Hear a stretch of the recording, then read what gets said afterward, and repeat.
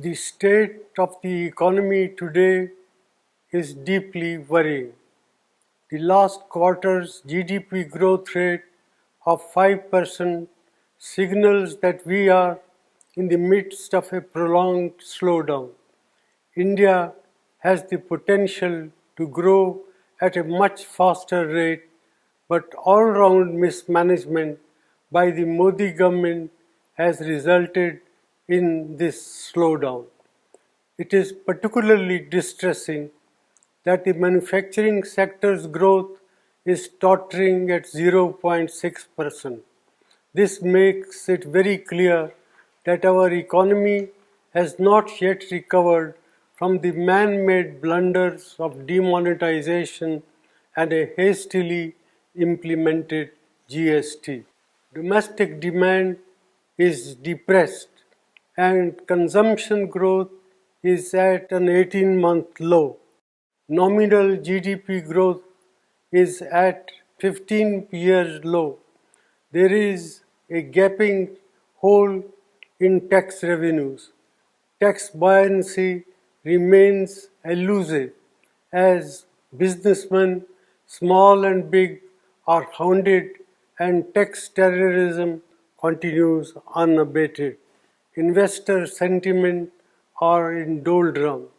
These are not the foundations for economic recovery. The Modi government's policies are resulted in massive jobless growth. More than 3.5 lakh jobs have been lost in the automobile sector alone. There will similarly be large-scale job losses in the informal sector, hurting our most vulnerable workers. Rural India is in terrible shape. Our farmers are not receiving adequate prices and rural incomes have declined. The low inflation rate that the Modi government likes to showcase comes at the cost of our farmers and their income by inflicting misery on over 50% of India's population. Institutions are under attack and their autonomy is being eroded. The resilience of the Reserve Bank will be tested after its record transfer of rupees 1.76 lakh crores to the government, which claims that it does not have a plan on what it will do with this windfall. In addition, the credibility of India's data has come under question under this government.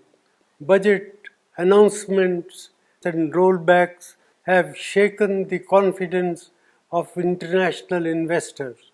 India has not been able to increase the exports to take advantage of opportunities that have arisen in global trade due to geopolitical realignment.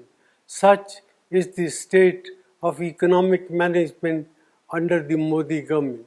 Our youth, our farmers and our farm workers, entrepreneurs and the marginalized sections deserve better. India cannot afford to continue down this path.